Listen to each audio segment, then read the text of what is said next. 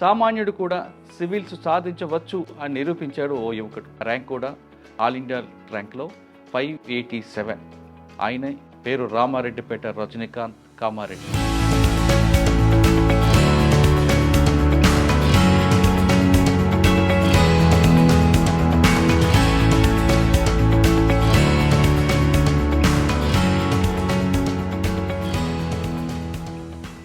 పెరిగింది చాలా గ్రామీణ ప్రాంతం, మధ్యతరగతి కానీ మధ్యతరగతి కింద కుటుంబం. సివిల్ చేయాలి అన్న పట్టుదల ఎందుకు వచ్చింది? ఏ సంఘటన నీలో మార్పు తీసుకొచ్చింది? ఎప్పుడు వాళ్ళు చదువుకోకుండా మా పిల్లల్ని బాగా చదివించాలనేది మాత్రం మా అమ్మ నాన్నకి చాలా ఉండేది. సో ఆ చదివించాలనుకున్నప్పుడు చిన్న చిన్న ఉద్యోగాలు కాదు, మీరు పెద్ద ఉద్యోగమే చేయాలి, ఎందుకు చిన్న ఉద్యోగమే చేయాలి, ఎప్పుడు మనకు ఎందుకు కాదు, చదువుకుంటే డెఫినెట్గా మీరు కూడా ఉద్యోగాలు మంచి ఉద్యోగాలు చేయొచ్చు కదా అనేది ఇప్పుడు మా నాన్న మా అమ్మకి ఎప్పుడు ఉండేది. పెరిగిన పరిస్థితుల వల్ల కూడా నాకు ఎప్పుడు అనిపించేది మనం కూడా సో వాళ్ళ బాధలు నా బాధలు ఎప్పుడు తెలిసి ఉంటాయి కాబట్టి ఎవరికో హెల్ప్ చేస్తూ ఉండాలి, ముందుకు తీసుకెళ్ళాలి అనేది ఇప్పుడు ఉండేది. 3 సార్లు ఫెయిల్ అయినప్పుడు బాధ అనిపించలేదా? అరే ఇంతమంది చదువుతున్నారు, ఎందుకురా వెళ్ళడం, వెనక్కి వెళ్ళిపోయి ఆ టీచర్ ఉద్యోగం చేసుకుందాం అనుకున్నారా? నేను ఎందుకు సాధించకూడదు అనే ఒక పట్టుదల వచ్చింది. ఫెయిల్ అవుతున్న ప్రతిసారి ఫినాన్షియల్ గా చాలా ప్రాబ్లమ్స్ ఉండేవి. మళ్ళీ వెళ్తే తిరిగి రాలేము. ఒక్కసారి ఆల్రెడీ ఒకప్పుడు అనిపించేది మన వల్ల కాదు, ఇంకా మెయిన్స్ కూడా అవ్వట్లేదు, సరే ప్రిలిమ్స్ అంటే దాటం, మెయిన్స్ అవ్వట్లేదు, వెళ్ళిపోదాం అని అనిపించేది. ఒక పేపర్లో 120 వచ్చి ఒక పేపర్లో 60 మార్క్స్ వేశారు. జీర్ణించుకోలేకపోయాను. ఎందుకు భయపడాలి? నేను ఏం కోల్పోవట్లేదు, నేను ఏం వచ్చినప్పుడు నేను ఐఏఎస్ కాలేదు కదా, ఫస్ట్ ఇంటర్వ్యూ కాబట్టి. క్వశ్చన్స్ ఏమంటారు, మీరే ముందు ప్రిపేర్ అవుతారు. అక్కడ మీరు ఆల్రెడీ ప్రిపేర్ అయిన ఆన్సర్లు చెప్దాం అనుకున్నారా, లేదు అక్కడ వచ్చిన క్వశ్చన్కి ఆన్సర్ రిలేటెడ్ వెంటనే చెప్పారనుకున్నారు? హౌవెవర్ ఇక్కడ ఎలా ఉంటుందంటే అంత టైం ఉండదు ఆలోచించడానికి. You hardly take 30 seconds. రెండోది ఏంటంటే సో దాని మీద ఫోకస్ చేయడం వల్ల ఆటోమేటిక్గా finally I believed in that principle and finally came here. మీరు పోలీసింగ్ వెళ్ళారు ఎప్పుడైనా? వెళ్ళాను సార్. ఒకసారి కామారెడ్డిలో వెళ్ళాను, ఒకసారి హైదరాబాద్లో కూడా పోలీస్ స్టేషన్కి వెళ్ళడం జరిగింది. అక్కడ మాట్లాడే భాష ఏదైతే ఉందో, చదువుకున్న వ్యక్తులుగా తీసుకోలేకపోయా. విషయం కూడా తెలియకుండా నార్మల్గా వేరే వాళ్ళతో వెళ్ళినా కానీ అక్కడ మర్యాద లేకపోవడం, ఉన్న వాళ్ళకి లేని వాళ్ళకి చాలా డిఫరెన్స్ అక్కడ ఉంటుందని అర్థమైంది. ఉన్నవాడు వెళ్తే గవర్నమెంట్ ఉంది లేని వాళ్ళ కోసం, ఉన్నవాడు ఇలానే వెళ్ళిపోతాడు, లేనివాడే కదా ముందు వెళ్ళేది. Welcome to I dream. సామాన్యుడు కూడా సివిల్స్ సాధించవచ్చు అని నిరూపించాడు ఓ యువకుడు. ఒకసారి కాదు, 2 సార్లు కాదు, 3 సార్లు కాదు, 6వసారి సివిల్ సాధించాడు. మధ్యతరగతి కుటుంబంలో పుట్టి గ్రామీణ ప్రాంతంలో పెరిగి ప్రభుత్వ స్కూల్లో చదివిన కుర్రాడు 5 సార్లు రాశాడు. కానీ ఎక్కడ విసుగు చెందకుండా, నిరాశ నిస్పృహ కోల్పోకుండా ఖచ్చితంగా సాధించాలి అనే పట్టుదలతో 6వసారి ఆయన ర్యాంక్ సాధించాడు. ఆ ర్యాంక్ కూడా ఆల్ ఇండియా ర్యాంక్లో 587. ఆయనే ఈరోజు మన గెస్ట్. పేరు రామారెడ్డిపేట రజనీకాంత్ కామారెడ్డి. రజనీకాంత్ 6 సార్లు రాసిన తర్వాత కూడా సాధించడం వెనక కృషి ఏంటి, ఆ కఠోర శ్రమ వెనక పడ్డ కష్టం ఏంటి, అతనికి 6 సార్లు కూడా తల్లిదండ్రులు ఏ విధంగా ప్రోత్సహించారు, ఎంతమంది ఆయనకు సహకరించారు విషయాన్ని ఆయన అడిగి తెలుసుకుందాం. రజనీకాంత్ నమస్తే, కంగ్రాట్స్. నమస్తే sir, thank you so much. పట్టు వదలని విక్రమార్కులాగా నువ్వు సాధించావు. చాలా చాలా చాలా గ్రేట్. ఎందుకంటే 1, 2, 3 సార్లు అయిన తర్వాత చాలామంది ఇంకా డిప్రెషన్లకు వెళ్ళడం, లేదా మనకు రాదు, మనతో చేత కాదు అనే ఒక సెక్టర్ పబ్లిక్ ఆ విధంగా ఆలోచిస్తుంటారు. మన వల్ల కాదు, ఎక్కడో ఉండాలి, దీని వెనక ఏదో రాజకీయ పలుకుబడి ఉండాలి, ఇటువంటి అపోహలు కల్పిస్తుంటారు కొంతమంది. సో అంటే నువ్వు కానీ ఒక చిన్న కుటుంబం, నాన్నగారు ఒక చిన్న గుమస్తా, ఆ గుమస్తా కడుపును పుట్టి మహా అయితే అకౌంటెంట్ అవుతారు, ఇంకేదో చేస్తారు. కానీ నువ్వు ఖచ్చితంగా సాధించాలి అనుకుని సివిల్ సాధించావు. అది కూడా ఆల్ ఇండియా లెవెల్లో వచ్చింది. నీకు ఖచ్చితంగా ఐపీఎస్ వస్తుంది అనుకుంటున్నాను. హోమ్ క్యాటర్ కాకపోయినా వేరే స్టేట్ అని రావచ్చు, ఐపీఎస్ కాకపోతే ఐఆర్ఎస్, ఈ 2 గ్యారెంటీ. ఈ 5 సంవత్సరాల నుంచి దాదాపు 5 సంవత్సరాల నుంచి కష్టపడుతున్నాం. 5 సంవత్సరాల కష్టం వెనక పడ్డ నీ కష్టాన్ని వెనక నీ ఒక్కడుగా చాలామంది కృషి ఉంటుంది. ఫెయిల్ అవుతున్న కొలిది నీకు ప్రెజర్ పెరుగుతుంది, నిన్ను ఇక రాదు అని కొంతమంది అనుకుంటారు. అటు లేదు, నువ్వు ఖచ్చితంగా సాధిస్తావు అంటూ నీకు మోరల్ సపోర్ట్ చేసిన వాళ్ళు ఉంటారు. మోరల్ సపోర్ట్ కన్నా ఇటువంటి మాటలు విన్న తర్వాత నీలో కూడా నిరాశ నిస్పృహ వస్తుంటుంది.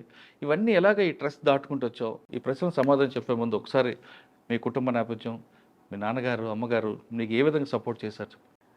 Thank you so much sir for inviting me to your studio. Preparation టైంలో ఎప్పుడన్నా బోర్ కొడితే ఇంకా ఇదే ఇన్స్పిరేషనల్ టాక్స్ ఏదైనా చూడాలనుకుంటే ఐ డ్రీమ్లో చాలా వరకు వచ్చేసాయి. ఆల్రెడీ 4-5 ఇయర్స్లో చాలామంది టాపర్స్ వచ్చారు కదా. సో అది చూసినప్పుడల్లా అనిపించేది అన్నమాట, ఏదో ఒక రోజు ఐ డ్రీమ్లో మనం కూడా వెళ్ళాలి. సో యూపీఎస్సీతో పాటు ఇది కూడా ఐ డ్రీమ్ కూడా ఒక డ్రీమ్గా అయిపోయింది అన్నమాట మాకు. సో నేను కూడా అనుకునేవాడిని 3 ఇయర్స్ నుండి అనుకుంటున్నా. మెయిన్స్ రాస్తున్న టైంలో కూడా అంటే ఒక మంచి పాజిటివ్గా అనిపించి పుష్ ఇచ్చేదన్నమాట. ఆ స్థాయి మనం కూడా పాపులర్ అవుతాము, మనకు కూడా 10 మందికి తెలుస్తాం, మన హార్డ్ వర్క్ చాలా మందికి తెలుస్తుంది. ఇప్పుడు చేసే హార్డ్ వర్క్ జనరల్ ఎవరికి తెలియదు. నేను 6 సంవత్సరాలు చేశాననేది నేను చెప్పుకుంటే తప్ప నా ఫ్యామిలీ మెంబర్స్కి ఎవరికో తెలుస్తుంది. బట్ ఈ ఐ డ్రీమ్ ఇట్లాంటి వీడియోస్ ద్వారా చాలా మందికి తెలియడం వల్ల మాకు హ్యాపీనెస్, మా ఒక కష్టాన్ని గుర్తించినట్టు ఉంటుంది, అప్రిషియేషన్ వస్తుంది, చాలా మందికి ఇన్స్పిరేషనల్గా ఉంటుంది. క్రైమ్ డైరీస్ మా ఫ్లాట్లో 2-3 చూస్తారన్నమాట. మీ క్రైమ్ డైరీస్ చాలాసార్లు వచ్చేది. చాలామందిని నక్సలైట్స్ ఎవరైతే ఉన్నారో వాళ్ళు ఎక్స్ నక్సలైట్స్ వాళ్ళందరినీ మీరు చేయడం కానీ, లేదా ఇంకోటి క్రిమినల్స్ ఎవరైతే విమెన్ కూడా, ఎస్పెషల్లీ విమెన్ కూడా కొంతమంది ఉన్నట్టున్నారు. నేను అప్పుడప్పుడు చూసేవాడిని, మా ఫ్రెండ్స్ ఇంకా బాగా చూసేవాళ్ళు అన్నమాట. అక్కడ ఢిల్లీలో కూడా చూసేవారు అన్నమాట. ఐ డ్రీమ్ చాలా పాపులర్ అయిపోయింది అలా. సార్ మాది ఆర్గొండ విలేజ్, కామారెడ్డి డిస్ట్రిక్ట్లో ఉంది. మా ఫాదర్ వచ్చేసి ఆర్ సిద్ధిరాములు, మా మదర్ పేరు ఆర్ పద్మ. మా ఫాదర్ 8th వరకు చదువుకున్నారు. సో చదివిక రాకపోవడము, తర్వాత చిన్న కుటుంబం, అంటే చిన్న బిలో మిడిల్ క్లాస్ అని చెప్పవచ్చు. సో ఫినాన్షియల్ ప్రాబ్లమ్స్ వల్ల తను చిన్న పనులు చేయాల్సి వచ్చింది. మొదట్లో గుమస్తాగా వెళ్ళి 50 రూపాయలకు పని చేసేవారు. ఎవరు? నాన్నగారు. తర్వాత మళ్ళీ డ్రైవర్గా చేశారు. ఒక 10 సంవత్సరాలు డ్రైవర్గా చేస్తూ తర్వాత మళ్ళీ ప్లంబింగ్ నేర్చుకున్నారు, ప్లంబర్గా చేసుకున్నారు. సో ప్లంబర్గా నేర్చుకున్న తర్వాత కొన్ని సంవత్సరాలకి మళ్ళీ కాంట్రాక్ట్లు తీసుకోవడం, ఒక 4 పెట్టుకొని పని చేయించడం. తర్వాత మళ్ళీ బిల్డింగ్లు కాంట్రాక్ట్లు తీసుకోవడం, బిల్డింగ్ కట్టించడం. మీరు ఎంతమంది? మేము 2 సార్. మీరు? నేను, మా అన్నయ్య ఉన్నారు. ఆయన ఏం చేస్తారు? మా అన్నయ్య ఇంటర్మీడియట్ వరకు చదువుకున్నారు. తర్వాత తెలంగాణ ఉద్యమంలో అప్పుడు 2008-9 టైంలో ఉద్యమంలో బాగా ఆసక్తి చెంది ఉద్యమంలో వెళ్ళిపోయి ఇంకా చదువు ఆపేశారు. సో ఇంకా ఉద్యమంలోనే ఉంటూ చిన్న పనులు చేసుకుంటూ ఉన్నాడు. ఇంకా అమ్మ కూడా చదువుకోలేదు. సో బీడీలు చేసేది, మా దగ్గర బీడీలు ఎక్కువ చేస్తారు. ఏ పని లేకపోతే బీడీల వరకు ఎప్పుడు ఉంటుంది అక్కడ. సో బీడీలు చేసుకుంటూ ఇంకా మమ్మల్ని చదివిస్తూ ఉన్నారు. మా నాన్న చిన్న పనులు చేసుకుంటూ ఇంకా అలా. పెరిగింది చాలా గ్రామీణ ప్రాంతం, మధ్యతరగతి కింద కుటుంబం. అసలు ఆలోచన ఎందుకు వచ్చింది మనకి సివిల్ చేయాలి అన్న పట్టుదల ఎందుకు వచ్చింది? ఏ సంఘటన నీలో మార్పు తీసుకొచ్చింది? ఒకటైతే ఎప్పుడు వాళ్ళు చదువుకోకుండా మా పిల్లల్ని బాగా చదివించాలనేది మాత్రం మా అమ్మ నాన్నకి చాలా ఉండేది. సో ఆ చదివించాలనుకున్నప్పుడు చిన్న ఉద్యోగాలు కాదు, మీరు పెద్ద ఉద్యోగమే చేయాలి, ఎందుకు చిన్న ఉద్యోగమే చేయాలి, ఎప్పుడు మనకు ఎందుకు కాదు, చదువుకుంటే డెఫినెట్గా మీరు కూడా మంచి ఉద్యోగాలు చేయొచ్చు కదా అనేది ఎప్పుడు మా నాన్న మా అమ్మకు ఎప్పుడు ఉండేది. సో అది ఒకటి. రెండోది ఏంటంటే పెరిగిన పరిస్థితుల వల్ల కూడా నాకు ఎప్పుడు అనిపించేది, మనం కూడా ఈ పవర్టీ నుండి ఎప్పుడైనా సరే మనం ఇంకా మంచి పై స్థాయికి వెళ్ళాలి, ఇంకా చిన్న ఉద్యోగాలు కాదు, మంచిగా చదువుకుందాం. నేను చదువులో కూడా కొంచెం పర్లేదు, బాగానే చదివేవాడిని. సో అనిపించింది ఇంకా మంచి ఉద్యోగమే, మంచి ఎగ్జామ్స్ రాద్దాం, ఎందుకు చిన్న ఉద్యోగాలు రాయాలి, ప్రయత్నిద్దాం, పెద్దదానికి రాకపోతే చిన్నదానికి వెళ్దాం అనుకున్నాను. సో ఆ విధంగా. మూడోది ఏంటంటే సోషల్ సర్వీస్ చేయాలనేది ఎప్పుడు చిన్నప్పటి నుంచి ఉండేదన్నమాట. నాలాంటి వాళ్ళు ఎంతోమంది, నేను వాళ్ళతోనే పెరిగే వాళ్ళం కదా, మన ఆ ఏ క్లాస్లో ఆ బ్యాచే ఉండేది కదా, మనకైతే 8th క్లాస్ వాళ్ళైతే తిరిగేవాళ్ళు కాదు. సో వాళ్ళ బాధలు నా బాధలు ఎప్పుడు తెలిసి ఉంటాయి కాబట్టి ఎవరికో హెల్ప్ చేస్తూ ఉండాలి, ముందుకు తీసుకెళ్ళాలి అనేది ఎప్పుడు ఉండేది. దానివల్ల పెరిగిన ఏరియా కామారెడ్డి కానీ, ఆర్మూరు, ఇవన్నీ మెదక్లో ఇదంతా కూడా కొంచెం భావజాల ప్రభావం ఉంటుంది. ఇప్పుడు పడలేదా నీ మీద? అంటే అది ఎప్పుడు ఉన్నది, అలానే ఉండేది కొంచెం. మళ్ళీ తర్వాత ఇంటర్మీడియట్ అనేది నేను ఏపీఆర్జేసీలో చేశాను, నాగార్జున సాగర్. తర్వాత డిగ్రీ వచ్చేసి ఢిల్లీ యూనివర్సిటీలో చేయడం. తర్వాత ఫ్రెండ్స్ మళ్ళీ ఆంధ్ర వీళ్ళందరూ ఉండేవాళ్ళు పక్కన. ఆ విధంగా ఇంటర్మీడియట్ ఎక్కడ? ఏపీఆర్జేసీ నాగార్జున సాగర్లో చదివాను. అక్కడికి ఎందుకు వచ్చావు? యాక్చువల్గా అప్పుడు ఎంట్రన్స్ రాసాము, అది గవర్నమెంట్ చాలా మంచిగా, నారాయణ చైతన్య అందరు అనేవాళ్ళు. నాకు 10th లో 553 మార్క్స్ వచ్చాయి. రాగానే ఇంజనీరింగ్ చేయించేద్దామని అందరికీ ఉన్న విషయమే కదా, అందరు ఇంజనీర్ చేస్తున్నారంటే, నేను మా నాన్నగారు కూడా ఇంజనీరింగ్ వెళ్ళిపో అంటే, లేదు నాకు సిఈసి తీసుకోవాలని ఉంది, ఎందుకంటే సిఈసిలో సోషల్ బ్యాక్గ్రౌండ్ అయితే ఎగ్జామ్స్కి బాగా హెల్ప్ అవుతుంది, సివిక్స్, ఎకనామిక్స్, కామర్స్ ఇట్లాంటి సబ్జెక్టుల వల్ల మనకి ఎగ్జామ్స్కి బాగా హెల్ప్ అవుద్ది. నేను ఎలా అయినా నాకు ఇంజనీరింగ్ చేయాలని, నాకు ఇంజనీరింగ్ కావాలి, డాక్టర్ కావాలని ఎప్పుడు లేదు. సో ఇటువైపే వద్దాం అనుకున్న, ఆఫీసర్ గవర్నమెంట్లో చేయాలని అది ఉండేది. దానివల్ల నేను సిఈసి అన్నిటికీ ఏపీఆర్జేసీ గవర్నమెంట్ కాలేజ్లో బాగా చెప్తారు అన్నప్పుడు ఎంట్రన్స్ రాశాను. అప్పుడు 3వ ర్యాంక్ వచ్చింది 2011.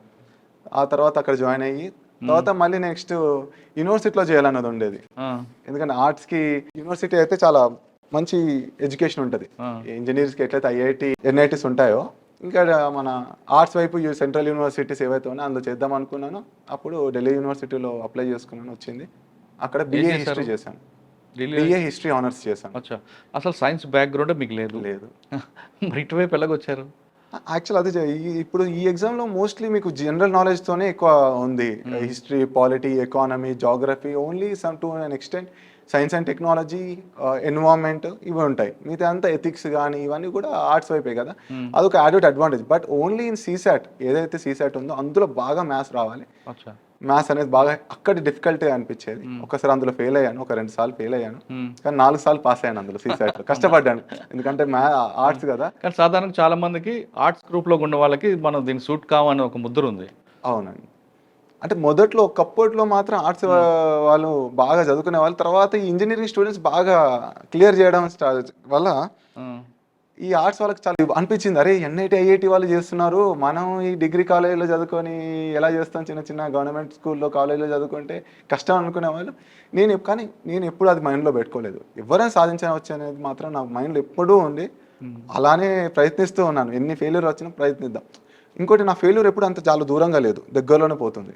సో దగ్గర సరే, సివిల్స్ రాయాలని ఆలోచన ఎక్కడ ఎవరు తీసుకొచ్చారు మీకు? అంటే మన సొంత ఊరు నుంచి ప్రారంభమైన ఆలోచన? అంటే చిన్నప్పుడు ఒక ఆఫీసర్ కావాలనేది ఉంది. ఆఫీసర్ అంటే ఇంకా సివిల్ సర్వీసెస్. ఇంకోటి పేపర్లు చదివాను చిన్నప్పటి నుండి. అందులో డిస్ట్రిక్ట్ కలెక్టర్, ఎస్పీలే ఎక్కువ మనకు కనిపిస్తూ ఉంటారు కదా. సో అలా చదవడం కూడా ఇంకా ఇదే ఉద్యోగం. అంటే ఈ వీళ్ళు ఇది కావాలంటే ఏం చేయాలి, సివిల్స్ చేయాలి. డిస్ట్రిక్ట్ కలెక్టరో ఎస్పీఓ కావాలంటే సో అనుకున్నప్పుడు సివిల్స్ అప్పుడు అర్థమైంది. డిగ్రీ ఫస్ట్ ఇయర్ ఆ టైంలో అర్థమైంది. అప్పటి నుంచి మొదలుపెట్టాను స్లోగా. కానీ అప్పుడు మధ్యలో మళ్ళీ డివేట్ అయ్యాను.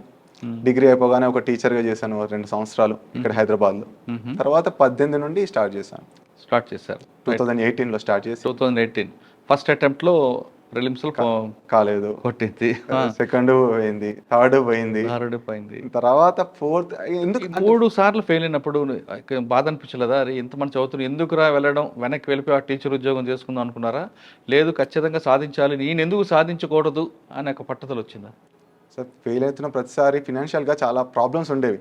ఫెయిల్ అయిన ప్రతిసారి ఎక్కడొక్కడ మళ్ళీ టీచింగ్ చేసుకుందామా అన్నట్టు వెళ్దాం అనుకున్న థాట్ వచ్చేది. కానీ ఎక్కడో అక్కడ మళ్ళీ వెళ్తే తిరిగి రాలేము. ఒక్కసారి ఆల్రెడీ చేసాము, మళ్ళీ రావడానికి చాలా ఇబ్బంది పడ్డాను. మళ్ళీ సివిల్ సర్వీసెస్ రావడానికి మళ్ళీ వెళ్తే ఇబ్బంది పడతాము. కొంచెం బాధ ఉండేది, ఇది ఉన్నా కానీ తట్టుకొని ఒక 15 రోజులు బ్రేక్ తీసుకొని మళ్ళీ మైండ్ చేసి మా ఫ్రెండ్స్ ఉండేవాళ్ళు. యాక్చువల్గా ఏంటంటే మంచి ఫ్రెండ్స్ అనేది చాలా ఇంపార్టెంట్. నాకు అఖిల్ అని ఒక ఫ్రెండ్ ఉండేవాడు, ఇప్పుడు అసిస్టెంట్ కమాండెంట్గా ఉన్నాడు, నా క్లాస్మేట్ ఇంటర్మీడియట్. అతను చాలా పాజిటివ్గా ఉంటాడు, రెండోది చాలా హార్డ్ వర్కింగ్, 3 రైట్ డైరెక్షన్లో వెళ్తాడు. ఈ 3 అతనిలో క్వాలిటీస్ నన్ను చాలా అట్రాక్ట్ చేశాయి. అరే మా ఫ్రెండ్ని బ్లైండ్గా ఫాలో అయిపోయావని. అలా ఫాలో అవుతూ ఇంకో తాండవ్ అనే ఒక ఫ్రెండ్ ఉండేవాడు, అతను ప్రిలిమ్స్ బాగా చేసేవాడు. సో అతను చెప్పినట్టు విని ప్రిలిమ్స్ మాత్రం 3-4 అటెంప్ట్లో నేను క్లియర్ చేశాను. 2 మాటలు విని క్లియర్ చేశాను. తర్వాత మెయిన్స్కి మళ్ళీ నాకు మంచి ఫ్రెండ్స్ దొరికారు. నేను కొంచెం ఢిల్లీకి వెళ్ళాను మెయిన్స్ ప్రిపరేషన్ కొంచెం దానికోసం అని.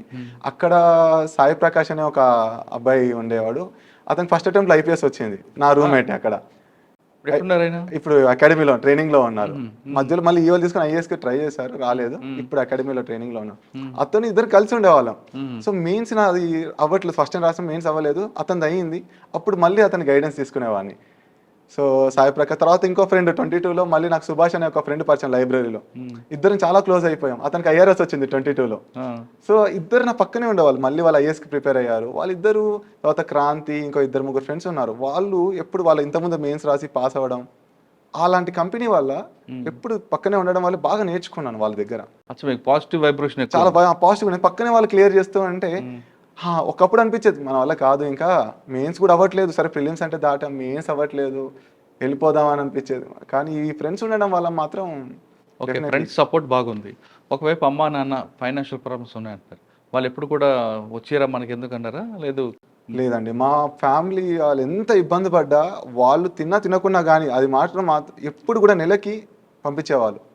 ఒక 2 రోజులు 3 రోజులు నెలకి అటు ఇటు అయినా కానీ చాలా వరకు నాకు ఎప్పుడు కూడా ఫినాన్షియల్గా ప్రిపరేషన్, నువ్వు చదువు, నువ్వు అవుతుంది అనేది వాళ్ళు నమ్మారు, నేను నమ్మాను. నేను వాళ్ళకు పాజిటివ్గా చెప్తూనే ఉన్నాను, అవుతుంది, దగ్గరలోనే పోతుంది, ఎక్కువ దూరం లేదు మనకు, కొన్ని మార్కులు 5-10 మార్కులతో పోతుంది, అవుతుంది అన్న నమ్మకం వాళ్ళకు ఉండేది, నాకు ఉంది. 5 సార్లు అయిపోయింది, 6వ సారి రాశారు. ఆరోసారి కూడా ఒకవేళ ఫెయిల్ అయితే మీరు ఏం చేద్దాం అనుకున్నారు? స్టేట్ మన తెలంగాణ స్టేట్ అప్పుడే గ్రూప్ 1 మళ్ళీ అవును. పెట్టడం జరిగింది కదా, అది మంచి ఒక ఊరటగా అనిపించింది. ఓకే, ఇది పోతే సరే ఆల్ ఇండియా సర్వీస్ ప్లాన్ రాకుండా బి ఉంది రెడీగా. ప్లాన్ బిలో గ్రూప్ 1 సర్వీస్ అయితే మన స్టేట్లో మళ్ళీ సరే ఏదైనా ఆఫీసరే కదా, మన స్టేట్లో ఉంటాం, మళ్ళీ మన ప్రజలకి సేవ చేసుకోవచ్చు అనేది మళ్ళీ ఆ ఫీలింగ్ వచ్చింది. కాబట్టి 2 సంవత్సరాలు మళ్ళీ అలా గడిచిపోయింది, ఎందుకంటే ఇది లేకుండా అది ఉందని. మళ్ళీ last 2 attempts 5th 6th attempt అయితే ఉండడం వల్ల ప్రిలిమ్స్ రాసినప్పుడు స్టేట్లో 2 సార్లు జరిగాయి కదా, ప్రిలిమ్స్ అయిపోయేది, మెయిన్స్కు మనకు జరగలేదు కాబట్టి. అచ్చా, సరే ఒకసారి మనం వెనక్కి వెళ్దాం. 2018 నుంచి మీరు 23 వరకు కొట్టారు, 5 years. ఆప్షన్ ఏం తీసుకున్నారు మీరు? నాది హిస్టరీ ఆప్షనల్ సార్. ఎందుకో? నేను చదివింది BA history honours Shri Venkateswara college Delhi యూనివర్సిటీలో. తర్వాత MA హిస్టరీ కూడా ఇగ్నో నుండి చేశాను, డిస్టెన్స్లో MA పూర్తి చేశాను హిస్టరీలోనే. అలానే UGC నెట్ రాసాను, నెట్ క్లియర్ అయింది. సో దాంట్లో నాకు బాగా సబ్జెక్ట్. కానీ అందులో చాలా మంది ఏమంటారంటే ఎక్కువ పేపర్లు రాయాలి, రాస్తూనే ఉండాలి అంటారు. అవును సార్, అది చాలా చదవాలి. హిస్టరీ అనేది రాసేది అది చాలా వాస్ట్ గా ఉంటది, చదవాలి, చాలా రాయాలి, చాలా గుర్తు పెట్టుకోవాలి. అందులో మీకు క్రీస్తు పూర్వాలు అన్నీ ఉంటాయి కదా. సార్ అవన్నీ గుర్తుపెట్టుకోవడం చాలా డేట్స్ గుర్తు పెట్టుకోవాలి, చాలా నేమ్స్ ఉంటాయి, చాలా నేమ్స్ ఒకటి కాదు, ఎందుకంటే ఇది కాన్సెప్ట్ ఏమి ఉండదు అక్కడ. డైరెక్ట్ గా మీరు ఆ నేమ్స్ కానీ, ఇప్పుడు హిస్టోరియన్స్ కూడా ఉంటారు, ఆ హిస్టోరియన్స్ కూడా నేమ్స్ గుర్తు పెట్టుకోవాలి, వాళ్ళ కాన్సెప్ట్, వాళ్ళ థియరీస్ ఉంటాయి, ఆ థియరీస్ గుర్తుపెట్టు. సో మెమరీ పవర్ ఇక్కడ, మెమరీ గేమ్. అంటే క్రీస్తు పూర్వ వరకు వెళ్తుంటారు కదా. ఎక్కడో మన ఇండస్ వ్యాలీ సివిలైజేషన్ నుండి మొదలు అందులో ఎన్ని సైట్స్ ఉన్నాయి, ఆ సైట్స్ పేర్లు, ఆ సైట్స్ లో ఇంపార్టెంట్ ఎక్స్కవేషన్స్ ఏం జరిగాయి, లేదా తర్వాత ఆ వేదిక్ సివిలైజేషన్ లో ఏం జరిగాయి. సో చాలా మెమరీ గేమ్. అంటే ఒకవేళ హిస్టరీ తీసుకోవడం వల్ల 5 సార్లు మీకు ఇబ్బంది అయిందా? యాక్చువల్లీ సాధారణంగా ఆంథ్రోపాలజీ, సోషియాలజీ తీసుకుంటారు కదా కొంతమంది, పబ్లిక్ అడ్మినిస్ట్రేషన్ కొంచెం ఈజీగా. అది అడ్వాంటేజ్, నాకు డిసడ్వాంటేజ్ రెండు జరిగింది సార్. ఎలా? ప్రిలిమ్స్ లో బాగా అడ్వాంటేజ్ సార్ అది, ఎందుకంటే హిస్టరీ నుండి 20 క్వశ్చన్లు వస్తాయి. హిస్టరీ చదవడం వల్ల ఒక 18-17 క్వశ్చన్లు పెట్టేవాడిని ఈజీగా. సో అక్కడే మనకు 50 క్వశ్చన్లు వస్తే మనకు సరిపోద్ది, నాకు 17 క్వశ్చన్లు హిస్టరీలో సరిపోయి. సో ఎకానమీ, పాలిటీ, జాగ్రఫీ ఒకవేళ 3-4 సబ్జెక్ట్స్ చదివి కొంచెం కొంచెం వచ్చినా సరిపోద్ది నాకు. సో అలా ప్రిలిమ్స్ కొంచెం అడ్వాంటేజ్ అయ్యేది, ఓన్లీ సీసాట్ కొంచెం అలా అయ్యేది. కానీ తర్వాత మళ్ళీ మెయిన్స్కి వచ్చేసరికి స్కోరింగ్ తగ్గిపోతుంది. మెయిన్స్లో హిస్టరీ ఆప్షన్లో ఎక్కువ మార్కులు రావట్లేదు. ఈసారి కూడా నాకు ప్రాబ్లం.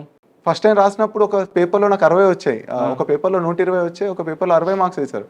అసలు జీర్ణించుకోలేకపోయాను నేను. MA హిస్టరీ చేసి, UGC నెట్ క్లియర్ చేసి, అంటే ఒక అసిస్టెంట్ ప్రొఫెసర్ క్వాలిఫై అయిన వారిని రెండో పేపర్ హిస్టరీ, రెండో పేపర్లో 16 మార్క్స్ అనేసరికి ఐ కుడెంట్ డైజెస్ట్. వదిలేద్దాం అనుకున్నాను history. I thought to go for anthropology are sociology or any other optional arts subject. But again I thought like ఒక్కసారి కదా మెయిన్స్ ఇచ్చాం, రెండోసారి మెయిన్స్ ఇద్దాం, చలో ఒక్కసారి తప్పు జరిగిందంటూ, మన తప్పు ఉందో వాళ్ళ తప్పు ఉందో తెలియదు. నెక్స్ట్ టైం రాశాను, బాగా అంటే డీసెంట్గా వచ్చాను, not top. I scored 135 and 130 marks. The same paper I scored 130. ఎక్కడైతే 60 తీసుకున్నానో అక్కడే 130 తెచ్చుకున్నాను. So I was in the good. మంచి మెయిన్స్ ఒక 3 మార్క్స్తో మిస్ అయింది ఆ టైంలో. మీరు MA హిస్టరీ చేశారు, తర్వాత దీంట్లో అదే ఆప్షన్ తీసుకున్నారు కదా, బుక్స్ ఏం చదివారు అసలు?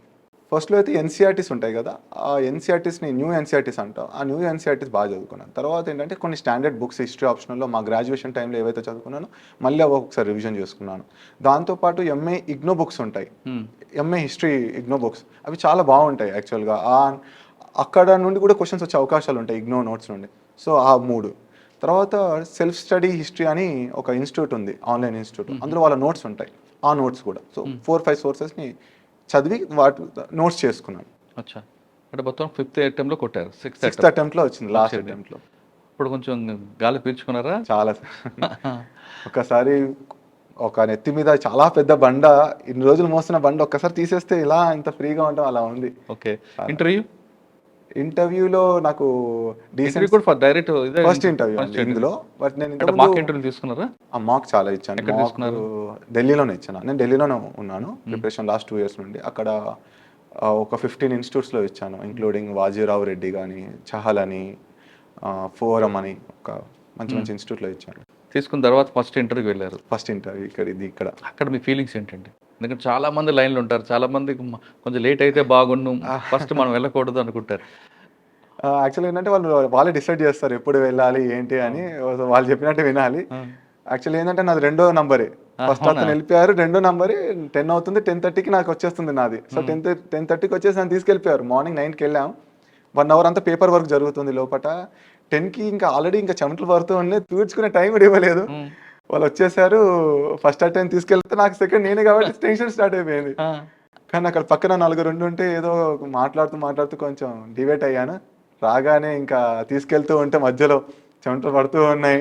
ఏం జరుగుతుంది? ఇంకా లాస్ట్ అటెంప్ట్ ఏదో ఒకటి గట్టిగా చేయాలి. బట్ నా ఫ్రెండ్స్ ఒకటే చెప్పారు, you are not going to lose anything. నువ్వు ఏం కోల్పోవట్లేదు అక్కడ. And whatever will do, you will gain. నువ్వు ఏం చేసినా నీకు ఒకటి గెయిన్ ఉంది కదా, లాస్ లేదు అనేది బాగా మంచి ఒక లైన్ పంపించారు నా ఫ్రెండ్స్. అది దృష్టిలో పెట్టుకున్నా. I'm not going to lose anything. నేను ఎందుకు భయపడాలి? నేను ఏం కోల్పోవట్లేదు. నేను ఏం వచ్చినప్పుడు నేను ఐఏఎస్ కాలేదు కదా, ఐఏఎస్ కోసం వెళ్తున్నా. వస్తే నాకు వస్తున్నట్టే, లేదు కదా. ఎందుకు భయం అనేది ఉండేది. ధైర్యం చెప్తూ మళ్ళీ బయట కూర్చోబెట్టారు. ఒక 15 minutes లోపల ఇంటర్వ్యూ ఇంకా కాలేదు, 15 minutes బయట కూర్చోబెట్టారు. అప్పుడు ఇంకా నర్వస్ స్టార్ట్ అయ్యి తొందరగా వెళ్ళిపోయింటే బాగుండేది అనిపించింది. ఫైనల్ పిలిచారు. ఒక 5 minutes అయితే నర్వస్నెస్ ఉండేది. మీరు లోపలికి వెళ్ళగానే మీకున్న నర్వస్నెస్ తగ్గించడానికి, మీలో టెన్షన్ తగ్గించడానికి చైర్మన్ గారు, బోర్డు మెంబర్స్ ఒక చిన్న జోక్ వేయడం చేస్తుంటారు. ఏం చేస్తారు? నాకేం చేయలేదు సార్. ఎలాగానే కూర్చోబెట్టి, okay Rajinikanth, you have worked as a teacher, tell me the challenges అన్నాడు. సార్ నేను ఇంకా కొంచెం సేపు కూర్చోడానికి కూడా టైం లేదు, 2 minutes రిలాక్స్ అనుకునే మనలో అనుకుంటున్నాను. But immediately have to answer the question కదా. సో ఇంకా ఆ క్వశ్చన్ అయ్యేంత వరకు కొంచెం నర్వస్నెస్. ఆ క్వశ్చన్ అయిపోగానే ఇంకా స్టాప్. ఎందుకంటే అలర్ట్ అయ్యాను. అలర్ట్ అయ్యి ఇంకా I was started focusing on questions. So వాళ్ళు ఏం అడుగుతున్నారు, నేను ఏం చెప్తున్నాను మీద ఫోకస్ చేస్తాను. సాధారణంగా ఆ వాతావరణం కొంచెం భయంగా, మీరు ఫస్ట్ చెప్తే వెళ్ళినప్పుడు ఫస్ట్ ఇంటర్వ్యూ కాబట్టి క్వశ్చన్స్ ఏమడుతారని మీరే ముందు ప్రిపేర్ వెళ్తారు. అక్కడ వెళ్ళిన తర్వాత రిటర్న్ వేరే విధంగా వచ్చింది అనుకోండి, అక్కడ మీరు ఆల్రెడీ ప్రిపేర్ అయిన ఆన్సర్లు చెప్దాం అనుకున్నారా, లేదు అక్కడ చెప్పగా వచ్చిన క్వశ్చన్కి ఆన్సర్ రిలేటెడ్ వెంటనే చెప్పేయాలనుకున్నారా? మాక్ ఇచ్చినప్పుడు కొన్ని క్వశ్చన్స్ అయితే మనకు తగులుతుంటాయి, ఎందుకంటే వాళ్ళు కూడా డాఫ్ నుండి అడుగుతుంటారు కాబట్టి కొన్ని క్వశ్చన్స్ వచ్చాయి. హౌఎవర్ ఇక్కడ ఎలా ఉంటుందంటే అంత టైం ఉండదు ఆలోచించడానికి. You hardly take 30 seconds, 20 or 30 seconds తీసుకొని. రెండోది ఏంటంటే కొన్ని క్వశ్చన్స్ వాళ్ళు ట్విస్ట్ చేసి అడగవచ్చు. కొంచెం ఆ మూమెంట్లో కూడా మనకు వాళ్ళు ఏం అడుగుతున్నారు, మన రిసీవింగ్ మోడ్లో మనం డిఫరెంట్గా మైండ్ ఉంటుంది కదా, మనం తీసుకునేది వేరేగా ఉండొచ్చు. బట్ ఆన్సర్స్ చాలా డైరెక్ట్గానే వచ్చేసాయి. ఏది ప్రిపేర్ అయిన ఆన్సర్స్ అయితే ఎక్కువ రాలేదు. అంటే ప్రిపేర్ మోస్ట్లీ ప్రొఫెషనల్గా అయిపోయిందండి. ఎక్కడ కూడా నార్మల్గా జోక్ కానీ అలాంటి నా కేసులో జరగలేదు. మేబీ అదర్స్ కేసులో జరగవచ్చు. కొన్నిసార్లు వాళ్ళు చెప్పే ఆన్సర్ బట్టి బుల్షిట్ అంటూ చైర్మన్ గారిని ఎవరని అలాంటి నాది చాలా ప్రొఫెషనల్గా జరిగింది. ఆల్మోస్ట్ నా అకాడమిక్ బ్యాక్గ్రౌండ్ హిస్టరీ నుండి వచ్చాయి. తెలంగాణ గురించి అడిగారు. నేను టీచింగ్ చేసాను, టీచింగ్ నుండి క్వశ్చన్స్ వచ్చాయి. ఎకనామీ బ్యాక్ కొంచెం ఉండేది, సో ఎకనామీ అడిగారు. అలాగే. ఓకే, ఎంతసేపు అయింది ఇంటర్వ్యూ? 30 minutes జరిగింది. 30 minutes. అప్పుడు మీకు బయటికి రాగానే అనిపించిందా? వచ్చేటప్పుడు నవ్వుకుంటూ వచ్చానండి. ఎందుకంటే లాస్ట్లో ఒక క్వశ్చన్ అడిగారు, జపాన్ ఎందుకు ఇండస్ట్రీస్లో ప్రోగ్రెస్ అవుతుంది, ఇండియా ఎందుకు ఇంకా ఇండస్ట్రియల్ లెవెల్, మన సర్వీస్ సెక్టర్ ఎక్కువ ఉంటుంది కదా, మన దగ్గర సర్వీస్ ఉంది కానీ ఇండస్ట్రీ ఎందుకు రావట్లేదు అనగానే నేను అన్నాను, సార్ చాలా కొంచెం ఎక్కువ హార్డ్ వర్క్ చేస్తున్నారు, నిద్ర కూడా పోవట్లేదు. నేను చాలాసార్లు మెట్రోలో వెళ్తూ ఉంటే వాళ్ళు నిద్రపోతూ ఉంటారు మెట్రోలో కూడా అనగానే, చైర్మన్ అవును నేను కూడా చూసాను ఈ మధ్య యూట్యూబ్లో వచ్చిందంటే నవ్వుతున్నాం ఆ టైంలో లాస్ట్లో. అంటే కొంచెం అలా ఫన్నీగా. ఎవరు నిద్రపోవట్లేదు అక్కడ? వాళ్ళు ఆల్మోస్ట్ 10 to 12 hours వర్క్ మీద ఎక్కువ ప్రెషర్ పెట్టడం వల్ల వాళ్ళు నిద్ర కూడా చాలా తగ్గిపోయింది వాళ్ళకు. సో వాళ్ళు స్లీప్ కూడా ఆల్మోస్ట్ వాళ్ళు ట్రావెలింగ్లో నిద్రలో ఉంటున్నారు. వాళ్ళు 4 hours 5 hours స్లీప్లో ఉంటున్నారు అక్కడ, నాకు తెలిసిన ఇన్ఫర్మేషన్. సో అది నేను కొంచెం ఆ విధంగా రియల్ లైఫ్ ఎగ్జాంపుల్స్ అంటే నాకు గుర్తొచ్చింది ఆ టైంలో. సో అలా చెప్పగానే సార్ కూడా నేను కూడా చూసానని వాళ్ళ కొలీగ్తో చెప్తున్నా. అక్కడ సార్ వేరే వాళ్ళు ఉంటే వాళ్ళతో అవునవును నేను చాలాసార్లు చూసానండి యూట్యూబ్లో వస్తుంటాయి వీడియోస్లో అన్నాను. అప్పుడు నవ్వుకుంటా ఇంకా okay Rajinikanth interview is over అనగానే నవ్వుకుంటే బయటకు వచ్చాను. అమ్మాయి అట్లీస్ట్ వెళ్ళినప్పుడు కొంచెం నెర్వస్నెస్ ఉన్నా బయటకు వచ్చేటప్పుడు పాజిటివ్ అయింది. ఆల్మోస్ట్ అన్ని క్వశ్చన్స్ బాగానే చెప్పాను అనిపించింది. బాగానే చెప్పాను. అది బయట రాగానే ఆనందాన్ని ఎవరు షేర్ చేస్తారు? అమ్మా నాన్నకి చేశారా, ఫ్రెండ్స్కి చేశారా? ఫస్ట్ మా పేరెంట్స్కి ఇంటర్వ్యూ అయింది. అక్కడ వాళ్ళు వచ్చారు, యాక్చువల్గా ఇంటర్వ్యూ కోసం రమ్మని చెప్పాను, వచ్చారు. వాళ్ళు వేరే దగ్గర ఉంటే వచ్చేసేయండి ఇంక ఇంటర్వ్యూ కాగానే. నెక్స్ట్ మా ఫ్రెండ్ సుభాష్ కాల్ చేశాను, తర్వాత సాయి ప్రకాష్ వీళ్ళు ఉన్నారు కదా, అఖిల్, నా ఫ్రెండ్స్ ఎవరైతే కన్సిస్టెంట్గా ఉన్నారో వాళ్ళకి కాల్ చేసాం. వెంటనే 2 minutes మాట్లాడాను. ఇంటర్వ్యూ అయింది, బాగా జరిగింది, డీసెంట్ జరిగింది అనుకున్నాను. మార్క్స్ కూడా డీసెంట్గా వచ్చాయి. ఓకే, వెళ్ళే ముందు కానీ లేదా పరీక్ష రాస్తున్నప్పుడు కానీ 5 సంవత్సరాల జర్నీలో మీరు ఏమన్నా దేవుడిని నమ్మారా, లేదు అంతా నా కష్టం ఏదో వెళ్తుంది అనుకున్నారా? లేదు సార్, నేను డెస్టినీ నేను నమ్ముతాను. ఆల్రెడీ ఆ కర్మ సిద్ధాంతం మనకు ఆల్రెడీ రాసి పెట్టింటే వస్తుంది అనేది నేను ఎప్పుడు నమ్ముతూనే ఉంటాను. అవెవర్ మళ్ళీ ఆ భగవద్గీతలో ఉంటుంది, మన కృషిని నమ్ముకోవాలి, ఫలితాన్ని కాదన్నట్టు. నేను ఎప్పుడు కూడా వర్క్నే బిలీవ్ చేస్తాను. రిజల్ట్ ఎన్ని ఫెయిల్స్, అదే మేజర్ రీజన్ ఏంటంటే రిజల్ట్ని ఎప్పుడు నేను బాధ కలిగిస్తుంది కానీ నేను దాన్ని కన్సిడర్ చేయలేదు. సో వర్క్ మీద ఫోకస్ చేస్తున్నాను. నా వర్క్ ఏంటి, వీక్నెసెస్ ఏమున్నాయి, ఎందుకు నేను ఫెయిల్ అవుతున్నా, సో దాని మీద ఫోకస్ చేయడం వల్ల ఆటోమేటిక్గా finally I believed in that principle and finally it gave me reason. అంటే కర్మ సిద్ధాంతం నమ్ముతారు మీరు? కొంచెం నమ్ముతాను. కొంచెం అంటే కొంచెం అంటే ఇక్కడ వరకు నాకు నా లైఫ్లో జరుగుతున్న ఇన్సిడెంట్ ప్రకారం అయితే ఆ విధంగా ఉందనిపించింది. భగవద్గీతలో ఏదైతే మనము కృషి చేయండి ఫలితాన్ని ఆశించకూడదు అనే దాన్ని చాలా స్ట్రాంగ్గా బిలీవ్ చేస్తాను. ఎందుకంటే దానివల్ల మీరు ఫలితాన్ని ముందే ఆశిస్తే బాధ ఎక్కువ వస్తుంది. అప్పట్లో నాకు అనిపిస్తుంది ఆ ఫిలాసఫీలో మేజర్ రీజన్ ఏంటంటే మీరు ఆనందంగా ఉండడానికి ఎలా బ్రతకాలో నేర్పించారు వాళ్ళు. సో ఆనందంగా ఉండాలంటే మీరు రిజల్ట్ని చూడకండి, మీరు పని మీద ఫోకస్ చేయండి. మీరు పని మీద ఫోకస్ చేస్తే అక్కడ ఏమైతే వీక్నెసెస్ ఉంటాయో వాటి మీద ఎక్కువ మళ్ళీ కన్సిడర్ చేయొచ్చు, ఫోకస్ చేయొచ్చు. మీరు రిజల్ట్ మీద ఆలోచిస్తే నువ్వు చేసేది బాగానే చేస్తున్నావు అనుకుంటావు ఎప్పుడు కూడా. అది నేను ఎప్పుడు నమ్మలేదు. నా వీక్నెసెస్ ఉన్నాయని మాత్రం బిలీవ్ చేస్తాను. అచ్చా, మనం కష్టపడాలి, ఫలితం ఎలాగొస్తుందో అనుభవించాలి. అది ఎలా ఫలితం గురించి మనం కష్టపడకూడదు. ఫలితము ఎందుకు రావట్లేదో ఆలోచించడానికి వర్క్ మీద ఫోకస్ చేసుకోవాలి. నేను వర్క్ మీద ఫోకస్ చేస్తాను ప్రతిసారి. మొత్తానికి రిజల్ట్ వచ్చింది. అవును సార్. 587 తెలియగానే ఏమనిపించింది ఆ ఫీలింగ్స్? సార్ ఆనంద వాసన అంటాం కదా, అసలు కళ్ళల్లో చాలా తిరుగుతున్నాయి. రెండోది మా పేరెంట్స్కి వెంటనే షేర్ చేయాలనిపించింది. ఎందుకంటే 6 years నేను ఎంత కష్టపడ్డానో నాకంటే ఎక్కువ కష్టం మా పేరెంట్స్ పడ్డారు సార్. అది మాత్రం నేను చూడగలుగుతాను. మదరు బీడీలు చేసేది, వద్దనే వాడిని. ఇంకా రెండు చేతులు ఇంట్లో నడుస్తేనే బాగుంటుంది, ఈ ఒక్కరు నడవదు. కానీ ఇంకా మా మమ్మీకి చదువు రాకపోవడం వల్ల అదొక్కటే పని వచ్చేది అనమాట. తను నేను ఎప్పుడు ప్రిపరేషన్ టైంలో కూడా చెప్పేవాడిని, కానీ నేను ఏదో చేసి డబ్బులు వస్తే మనకు తర్వాత నాకు ఇది కాకుండా ఏదో ఒక ఉద్యోగం వస్తుంది, బాగానే వస్తావు, కొన్ని రోజులు నువ్వు మానేసి అని కూడా వినేది కాదు. సో ఫస్ట్ మా అమ్మకి చెప్పాలి, మా నాన్నకి చెప్పాలనిపించింది. మా నాన్న కూడా అంతే, ఏదో ఒకటి చేయాలి, పని చేయాలి, డబ్బులు రావాలంటే అన్నట్టు ఉండేవాళ్ళు. కాబట్టి వెంటనే చెప్పేసా, నాన్న అయిపోయింది నాన్న, మీ కొడుకు ఆఫీసర్ అయ్యాడు ఫైనల్లీ, మీరు ఇంకా రిలాక్స్ అవ్వండి, అస్సలు బాధ అనేది ఇంకా టెన్షన్ పెట్టుకో, లైఫ్ లో టెన్షన్ పెట్టుకోండి అని చెప్పాను. థ్యాంక్ యూ చెప్తున్నా, నాకు చాలా థ్యాంక్ యూ చెప్తున్నా. థ్యాంక్ యూ నాన్న, నువ్వు చాలా కష్టపడ్డావు. So it was so emotional moment sir. అప్పుడెక్కడున్నారు మీరు?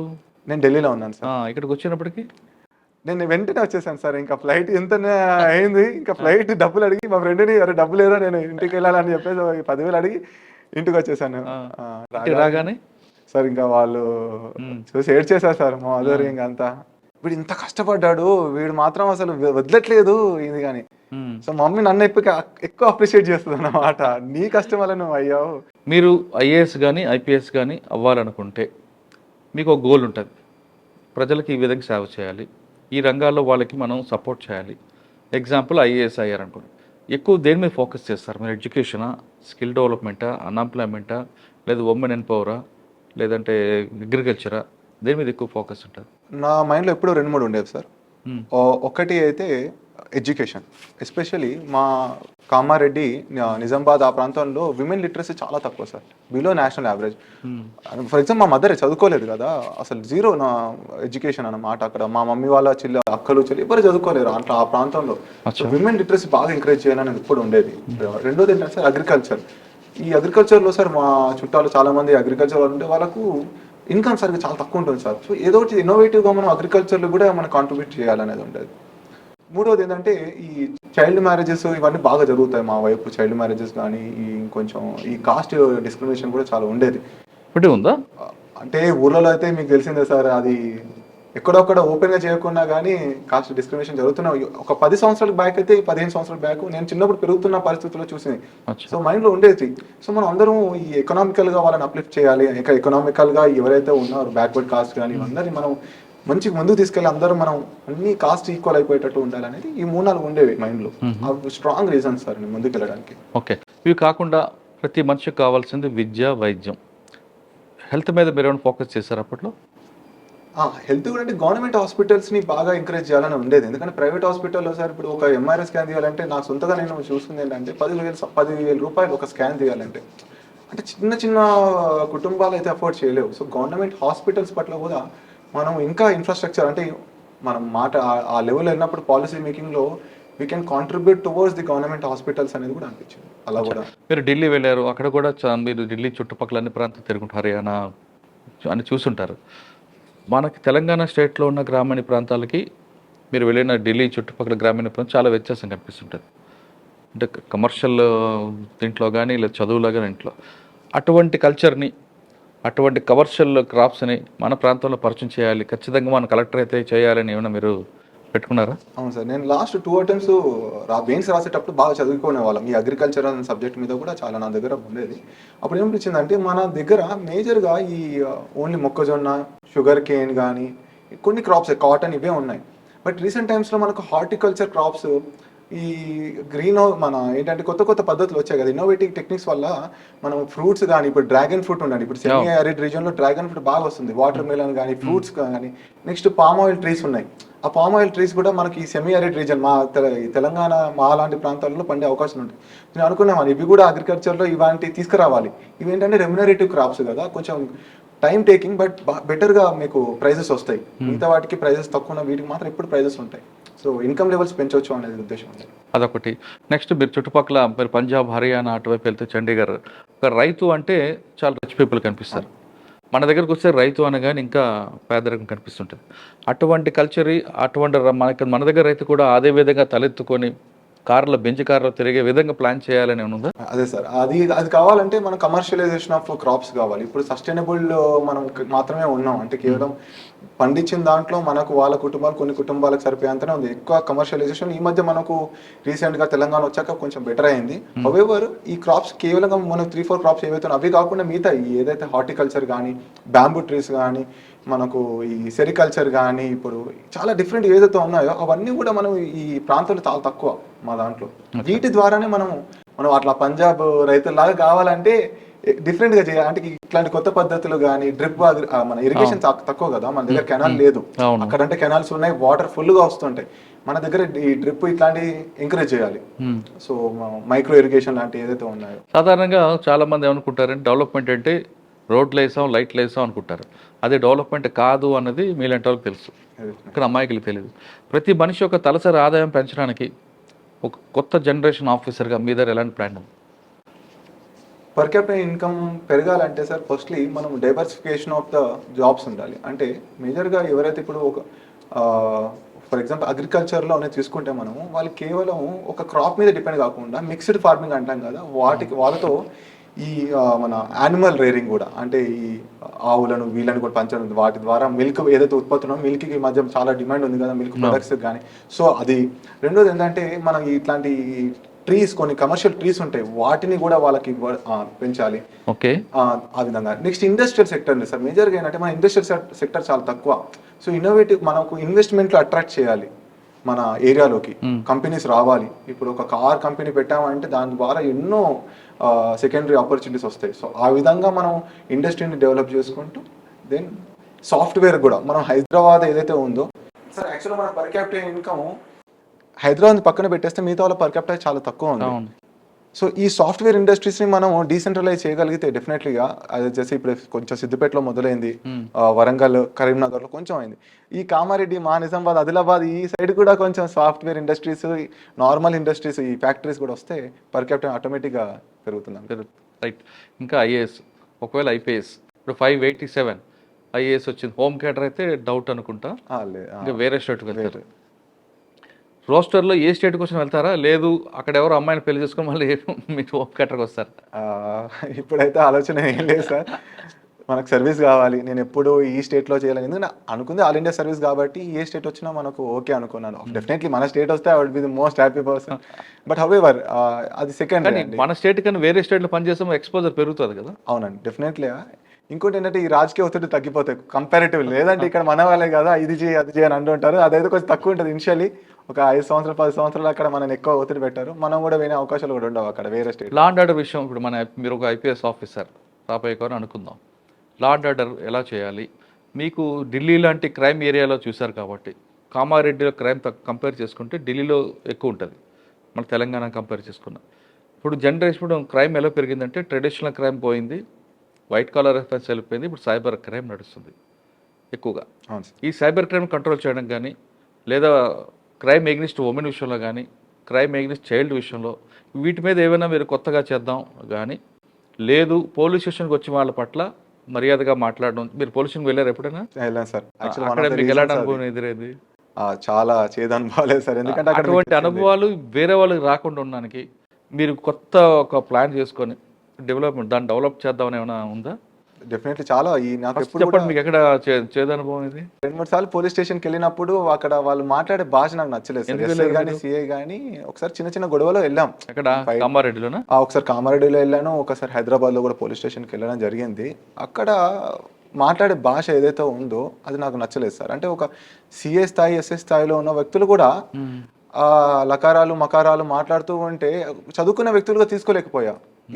ఇదేంటి నేనేదో నేరస్తుని కాదు, లేదంటే నేనేదో టెర్రరిస్ట్నో, లేదంటే నేను ఇంకా పెద్ద తప్పులు చేసి ఉండలేదు, లేదంటే నేను ఇంకా అసలు ఈ విషయం కూడా తెలియకుండా రాగానే మర్యాద లేకుండా మాట్లాడడం. నేను నార్మల్గా వేరే వాళ్ళతో వెళ్ళినా కానీ అక్కడ మర్యాద లేకపోవడం, ఉన్న వాళ్ళకి లేని వాళ్ళకి చాలా డిఫరెన్స్ అక్కడ ఉంటుందని అర్థమైంది.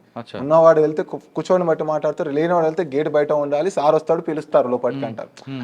అంటే ఎంత వ్యత్యాసం సార్. అసలు గవర్నమెంట్ ఉంది లేని వాళ్ళ కోసం, ఉన్నవాడు ఎలానా వెళ్ళిపోతాడు, లేనివాడే కదా ముందు వెళ్ళేది.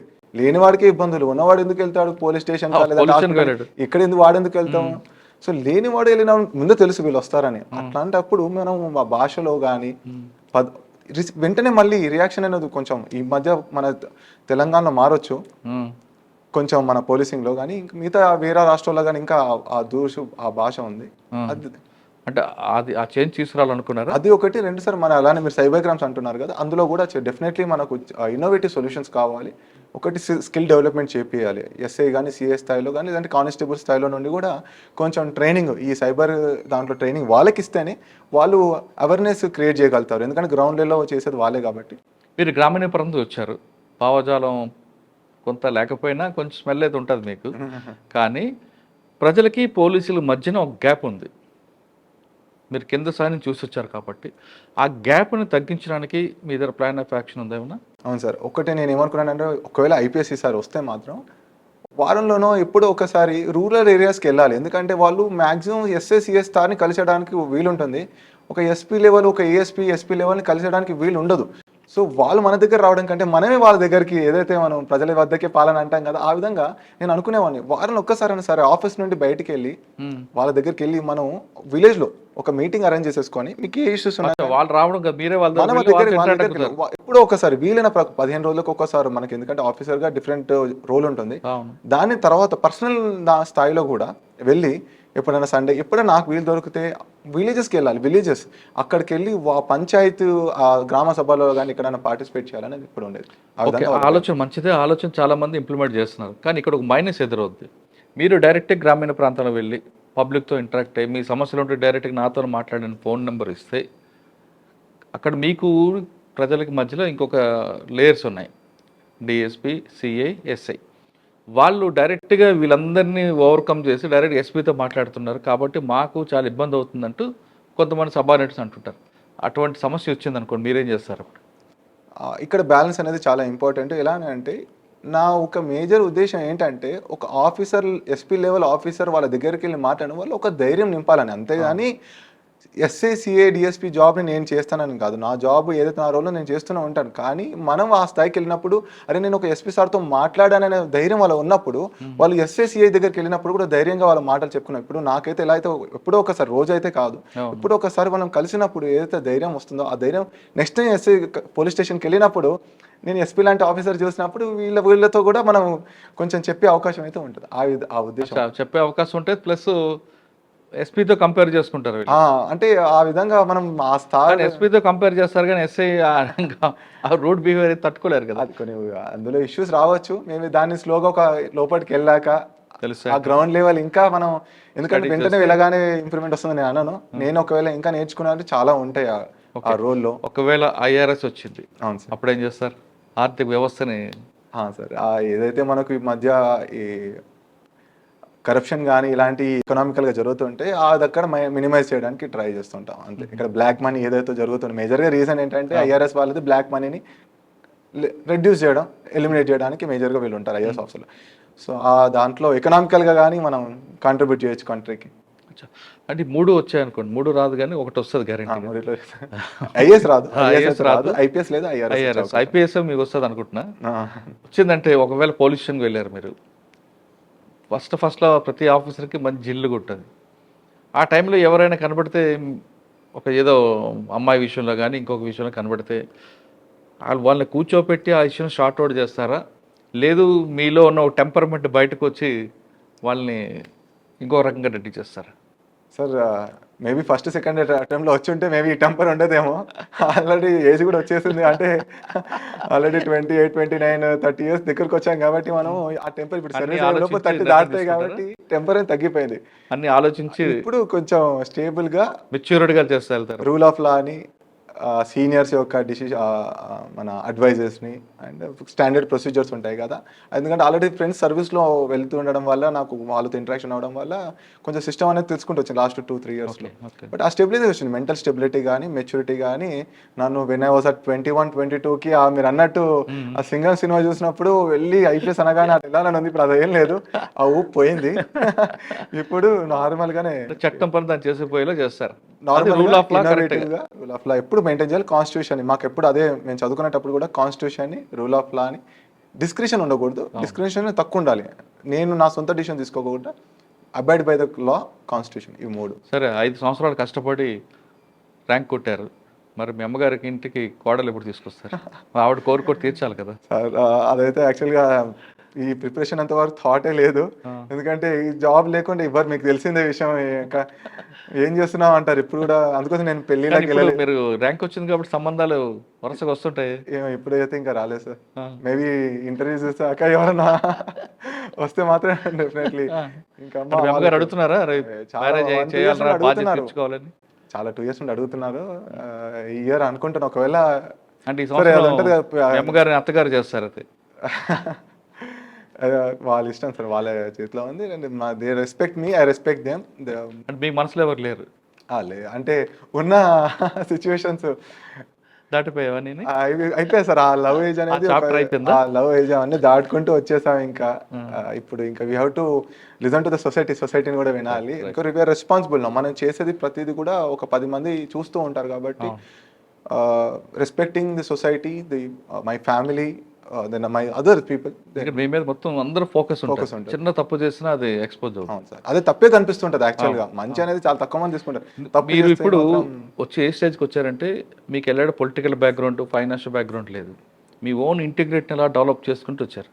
ఇక్కడ చిన్న స్టోన్ పడిందంటే రాయి షోకేస్ మీద పడితే ఎలాగుంటుందో అంత ఇంపాక్ట్ అవుతుంది. ఇప్పుడు మీరు ఎంత కేర్ఫుల్గా ఉండాలో అంత కేర్ఫుల్గా ఉండాల్సి వస్తుంది. Definitely sir. అదే అందుకోసమే ఏ డిసిషన్ కూడా 10 మందిని కన్సల్ట్ అవుతూనే తీసుకోవాలి. ఇండివిజువల్గా ఇప్పుడు we are part of the system. ఇప్పుడు గవర్నమెంట్లో వచ్చాం కాబట్టి వీఆర్ టు కన్సల్ట్. ఫైనల్గా చెప్పండి, మిమ్మల్ని చూసి సాధించాలి అనుకున్న వాళ్ళు చాలామంది వస్తుంటారు. ఈ స్టోరీ చూసో లేదంటే మిమ్మల్ని ఇన్స్పైర్గా ఫాలో అయ్యి వస్తున్న ఆస్పిరెంట్స్ మీరు ఇచ్చే మెసేజ్ ఏంటి? ఒకటి సార్, డిసిప్లిన్ చాలా ఇంపార్టెంట్ లైఫ్లో. అది ఏ జాబ్ అయినా, అది ఏ అంటే ఎగ్జామ్ అయినా, ఏదైనా డిసిప్లిన్ చాలా ఇంపార్టెంట్. సెకండ్, కన్సిస్టెంట్గా ఉండాలి. 3, హార్డ్ వర్కింగ్ ఉండాలి. 4, స్మార్ట్ వర్క్. ఈ రోజుల్లో స్మార్ట్ వర్క్ చాలా ఇంపార్టెంట్. కాంపిటీషన్ చాలా పెరిగింది. సో హార్డ్ వర్క్ అందరూ చేస్తున్నారు కాబట్టి ఇక్కడ కొంచెం స్మార్ట్ వర్క్ ఉండాలి. 3, ఇంకా లాస్ట్ వచ్చేసేసి అయితే అన్సర్టనిటీ అనేది లైఫ్లో ఉంటుంది. Do not expect the result మీరు ఆలోచించకండి. మీరు ప్రాసెస్ని ఎంజాయ్ చేయండి. ఏదైనా, అది సివిల్స్ అయినా, గ్రూప్ 1 ఎగ్జామ్ అయినా, మీరు ప్రాసెస్ని ఎంజాయ్ చేయండి. రైట్ డైరెక్షన్లో వెళ్ళండి. మన మెంటర్ బాగా ఉండాలి. అంటే ఒక గైడెన్స్ అనేది బాగా తీసుకోండి. యాటిట్యూడ్ వదిలేయండి. అంటే నేను చాలా ఇంటెలిజెంట్, నాకు అన్ని తెలుసు అనేది ఉంటే ఇంకా మీరు ఐఏఎస్ కాదు, మీరు ఇంకా వేరే ఉద్యోగాలు ఉండాల్సిన. సో నాకు ఏది రాదు, నేను డీసెంట్గా ఒక నార్మల్ విద్యార్థిని, యావరేజ్ పర్సన్ని, irrespective of from where you graduate. అంటే అది లేకుండా ఇవన్నీ కొన్ని ఉంటాయి ఫ్యాక్టర్స్. అంటే ఈ ఆఫీసర్ లైక్ క్వాలిటీస్ ఉంటే మాత్రం డెఫినెట్లీ కన్సిస్టెంట్గా ఉండేది వచ్చేంత వరకు ప్రయత్నించండి. మీరు బ్యాకప్గా ఏదైనా పెట్టుకోండి, అది కూడా ఇంపార్టెంట్. సో బ్యాకప్ ప్లాన్ పెట్టుకోండి. ఒకవేళ ఇది కాకపోతే అది అన్నట్టు ఉంటే you will be successful definitely. Okay, కష్టపడండి, కానీ ఫలితం ఆశించకుండా కష్టపడితే ఖచ్చితంగా మీరు సక్సెస్ సాధిస్తారంటున్నారు రజనీకాంత్. ఒక గుమస్తా కొడుకు ఈరోజు ఐపీఎస్ అవుతున్నారంటే అది ఎంత కష్టం అనేది అర్థమవుతుంది. సాధారణంగా గుమస్తా కొడుకులు ఒక అకౌంటెంటో లేదా ఇంకో వ్యాపారం చేస్తారు, కానీ వాళ్ళ తల్లిదండ్రులు ఇచ్చిన సపోర్టు, స్నేహితుల వాళ్ళు ఇచ్చిన సహకారంతో రజనీకాంత్ ఈరోజు 587 సాధించి అయితే తెలంగాణ కానీ లేదా పక్క రాష్ట్రాల్లో ఖచ్చితంగా ఐపీఎస్ వస్తారు లేదా ఐఆర్ఎస్ వస్తారు. ఆయన 5 సంవత్సరాలు కష్టపడితే ఈ స్థాయికి వచ్చారంటే ఆయనకున్న డిసిప్లైన్, వాళ్ళ పేరెంట్స్ సపోర్ట్ ఇవన్నీ ఉన్నాయి కాబట్టి. ఎక్కడ కూడా ఓవర్ కాన్ఫిడెన్స్ లేకుండా ఖచ్చితంగా సాధిస్తాను, చదువుతాను అనుకుని వచ్చారు. కానీ ఎక్కడ ఫెయిల్ అయిన ప్రతిసారి కూడా నిరాశ నిస్సురు చెందకుండా ఉన్నాడు కాబట్టి ఈరోజు అతని కుటుంబం ఈరోజు దేశం అంతా తలెత్తుకోలేగా చేస్తున్నారు. ఒక రైతు కుటుంబంలో పుట్టిన వ్యక్తి కలెక్టర్ అవుతున్నారు, ఒక గుమస్తా కుటుంబంలో పుట్టిన వ్యక్తి ఐపీఎస్ అవుతానంటే ఇటువంటి స్టోరీస్ అన్నీ కూడా మీరు వినండి, వీటిని ఫాలో అవ్వండి. అంతేగాని గాల్లో దీపం పెట్టి దేవుడా నువ్వే దిక్కు అంటే మాత్రం ఏ పని సాధించడంటూ రజనీకాంత్ స్టోరీ ఒక ఇన్స్పైర్ అవుతుంది. ఇది రజనీకాంత్తో ఎక్సలెంట్ గారు. మరో రోజు మరో గెస్ట్తో మళ్ళీ కలుద్దాం. అంతవరకు నమస్తే. Thank you brother. All the best. నువ్వు మంచి పేరు తెచ్చుకోవాలి. ఏ రాష్ట్రంలో ఉన్నా తెలంగాణ కుర్రాడు తుమ్ము లేపాడు అని రావాలి. Definitely sir. Thank you so much.